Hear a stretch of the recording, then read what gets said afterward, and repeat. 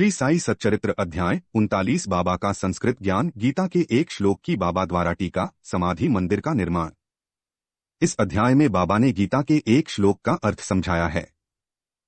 कुछ लोगों की ऐसी धारणा थी कि बाबा को संस्कृत भाषा का ज्ञान न था और नाना साहेब की भी उनके प्रति ऐसी ही धारणा थी। इसका खंडन हेमाडपंत ने मूल मराठी ग्रंथ के 50वें अध्याय में किया है। दोनों अध्यायों का विषय एक सा होने के कारण वे यहाँ सम्मिलित रूप में दिए जाते हैं। प्रस्तावना शिरडी के सौभाग्य का वर्णन कौन कर सकता है। श्री द्वारकामाई भी धन्य है, जहाँ श्री साई ने आकर निवास किया और वहीं समाधिस्थ हुए। शिरडी के नरनारी भी धन्य हैं, जिन्हें साई ने पधारकर अनुग्रहित किया और जिनके प्रेमवश ही वे दूर से चलकर वहां आए।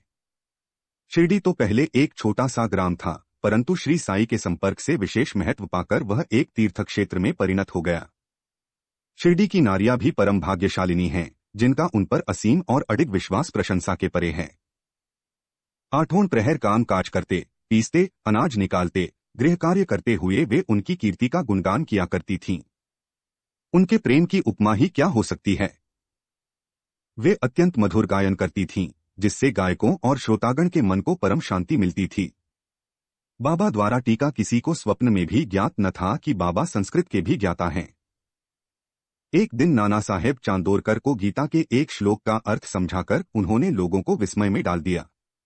इसका संक्षिप्त वर्णन सेवानिवृत्त मामलतदार श्री डी भी देव ने मराठी साई लीला पत्रिका के भाग 4 स्फुट विषय पृष्ठ 563 में छपवाया है।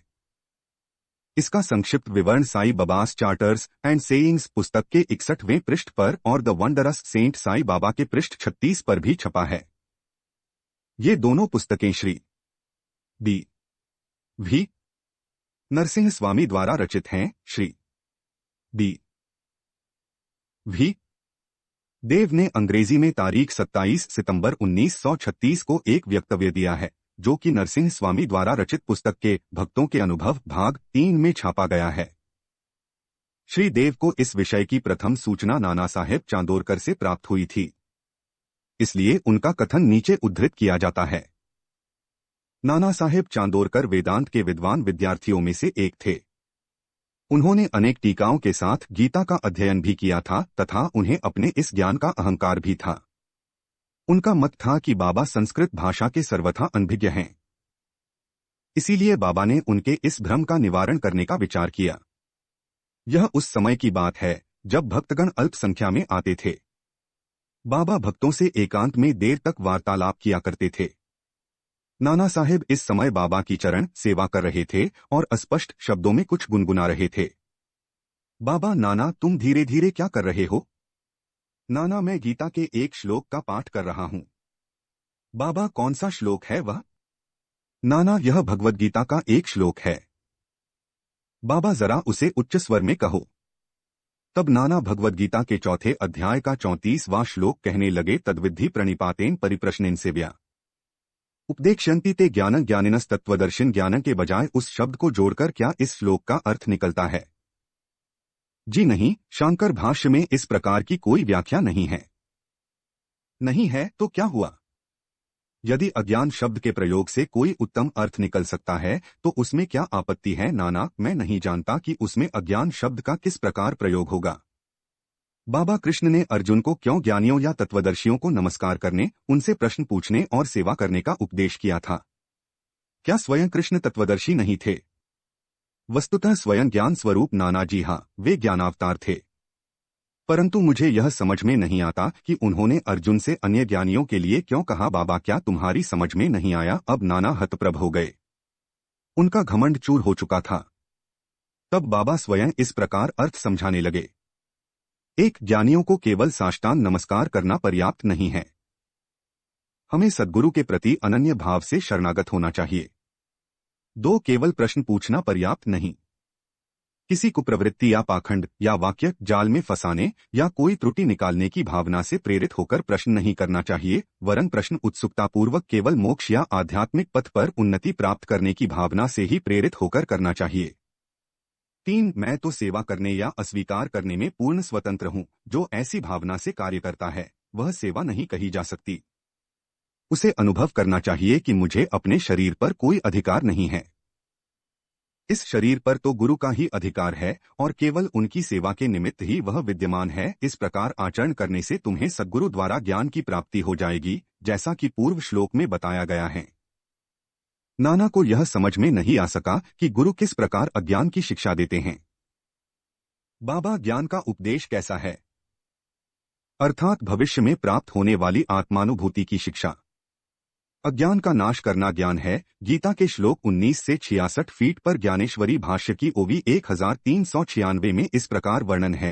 हे अर्जुन, यदि तुम्हारी निद्रा और स्वप्न भंग हो तब तुम स्वयं हो। वह इसी प्रकार है। गीता के अध्याय 5 से 16 के आगे टीका में लिखा है, क्या ज्ञान में अज्ञान नष्ट करने के अतिरिक्त कोई और भेद भी है? अंधकार नष्ट करने का अर्थ प्रकाश है। जब हम द्वैत नष्ट करने की चर्चा करते हैं तो हम अद्वैत की बात करते हैं। जब हम अंधकार नष्ट करने की बात करते हैं तो उसका अर्थ है कि प्रकाश की बात करते हैं। यदि हम अद्वैत की स्थिति का अनुभव करना चाहते हैं तो हमें द्वैत की भावना नष्ट करनी चाहिए। यह अद्वैत स्थिति प्राप्त होने का लक्षण है। द्वैत में रहकर अद्वैत की चर्चा कौन कर सकता है? जब तक वैसी स्थिति प्राप्त न हो तब क्या उसका कोई अनुभव कर सकता है? शिष्य श्री सद्गुरु के समान ही ज्ञान की मूर्ति है। उन दोनों में केवल अवस्था, उच्च अनुभूति, अद्भुत अलौकिक सत्य, अद्वितीय योग्यता और ऐश्वर्य योग में भिन्नता होती है। सद्गुण निर्गुण निराकार सच्चिदानंद है। वस्तुतः वे केवल मनुष्य जाति और विश्व के कल्याण के निमित्त स्वेच्छापूर्वक मानव शरीर धारण करते हैं, परंतु नरदेह धारण करने पर भी उनकी सत्ता की अनंतता में कोई बाधा उपस्थित नहीं होती। उनकी आत्मापलब्धि, लाभ, दैविक शक्ति और ज्ञान सदा एक से रहते हैं। शिष्य का भी तो यथार्थ में वही स्वरूप है, परंतु अनगिनत जन्मों के कारण उसे अज्ञान उत्पन्न हो जाता। एक सर्वधर्मान परित्यज्य मामेकं शरणं व्रज अहत्वा सर्वपापेभ्यो मोक्षयिष्यामि मा शुचः। गीता 18 है और उसी के वशीभूत होकर उसे भ्रम हो जाता है तथा अपने शुद्ध चैतन्य स्वरूप की विस्मृति हो जाती है। गीता का अध्याय 5 देखो, अज्ञानेनावृतं ज्ञानने मुह्यन्ति जन्तवः। जैसा कि वहां बतलाया गया है, उसे भ्रम हो जाता है कि मैं जीव हूं, एक प्राणी हूं, दुर्बल और असहाय हूं। गुरु इस अज्ञानरूपी जड़ को काटकर फेंक देता है और इसीलिए उस उपदेश करना पड़ता है। ऐसे शिष्य को जो जन्म जन्मांतरों से यह धारणा करता आया है कि मैं तो जीव, दुर्बल और असहाय हूँ, गुरु सैकड़ों जन्मों तक ऐसी शिक्षा देते हैं कि तुम ही ईश्वर हो, सर्वशक्तिमान और समर्थ हो, तब कहीं जाकर उसे किंचित मात्र भास होता है कि यथार्थ में मैं ही ईश्वर हूँ। सतत भ्रम में रहने के कारण ही उसे ऐसा भास होता है कि मैं शरीर हूँ, एक जीव हूँ तथा ईश्वर और यह विश्व मुझसे एक भिन्न वस्तु है।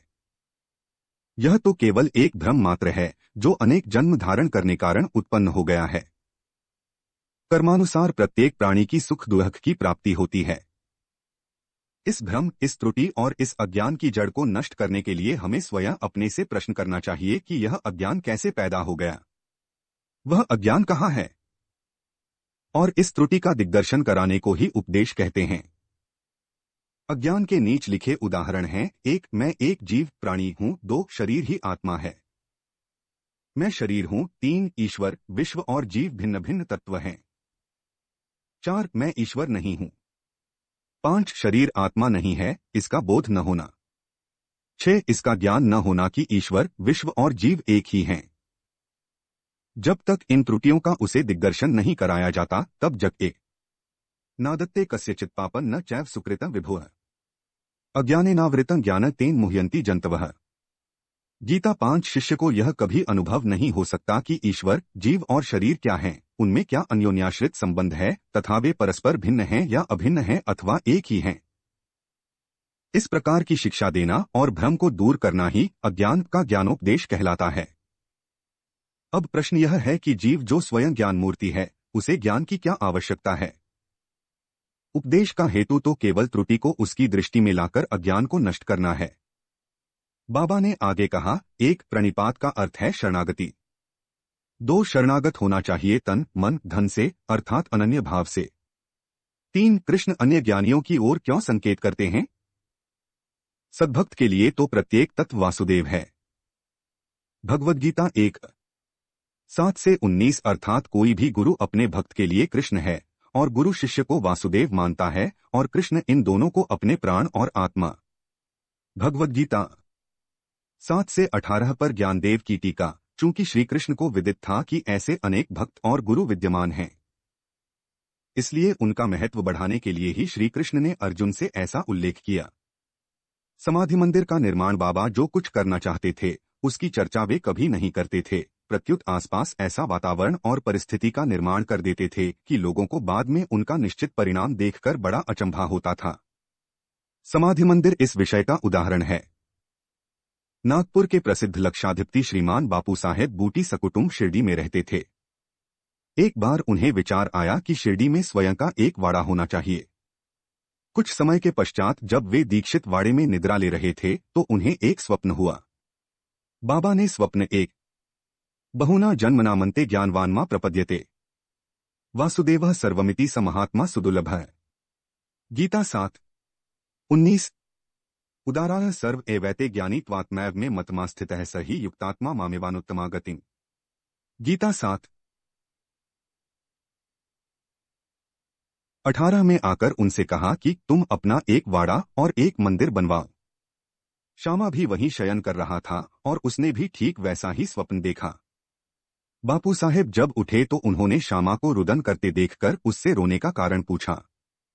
तब श्यामा कहने लगा, अभी अभी मुझे एक स्वप्न आया था कि बाबा मेरे बिल्कुल समीप आए और स्पष्ट शब्दों में कहने लगे कि मंदिर के साथ वाड़ा बनवाओ, मैं समस्त भक्तों की इच्छाएं पूर्ण करूंगा। बाबा के मधुर और प्रेमपूर्ण शब्द सुनकर मेरा प्रेम उमड़ पड़ा तथा गला रुंध गया और मेरी आंखों से अश्रुओं की धारा बहने लगी, इसलिए मैं जोर से रोने लगा। बापू साहेब बूटी को आश्चर्य हुआ कि दोनों के स्वप्न एक से ही हैं। धनाढ़ तो वे थे ही, उन्होंने वाड़ा निर्माण करने का निश्चय कर लिया और श्यामा के साथ बैठकर एक नक्शा खींचा। काका साहेब दीक्षित ने भी उसे स्वीकृत किया और जब नक्शा बाबा के समक्ष प्रस्तुत किया गया तो उन्होंने भी तुरंत स्वीकृति दे दी। तब निर्माण कार्य प्रारंभ कर दिया गया और श्यामा की देखरेख में नीचे मंजिल, तहखाना और कुआं बनकर तैयार हो गए। बाबा भी लेंडी को आते। अभी उसका निर्माण कार्य प्रारंभ भी न हो पाया था कि एक नवीन घटना घटित हो गई। बाबा की स्थिति चिंताजनक हो गई और निराश से हो गए। उन्होंने सोचा कि यदि बाबा चले गए तो वाड़ा उनके पवित्र चरण स्पर्श से वंचित रह जाएगा और मेरा सब लगभग 1 लाख रुपया व्यर्थ हो जाएगा। परंतु अंतिम समय बाबा के श्री मुख से निकले हुए वचनों ने मुझे वाड़े में ही रखना केवल बूटी साहेब को ही सांत्वना नहीं पहुंचाई वरन अन्य लोगों को भी शांति प्रदान की। कुछ समय के पश्चात बाबा का पवित्र शरीर मुरलीधर की मूर्ति के स्थान पर रख दिया गया। बाबा स्वयं मुरलीधर बन गए और वाड़ा साईं बाबा का समाधि मंदिर उनकी अगाध लीलाओं की था कोई न पा सका। श्री बापू साहेब बूटी धन्य हैं जिनके वाड़े में बाबा का दिव्य और पवित्र पार्थिव शरीर अब विश्राम कर रहा है। श्री सद्गुरु साईनाथार्पणमस्तु। शुभं भवतु।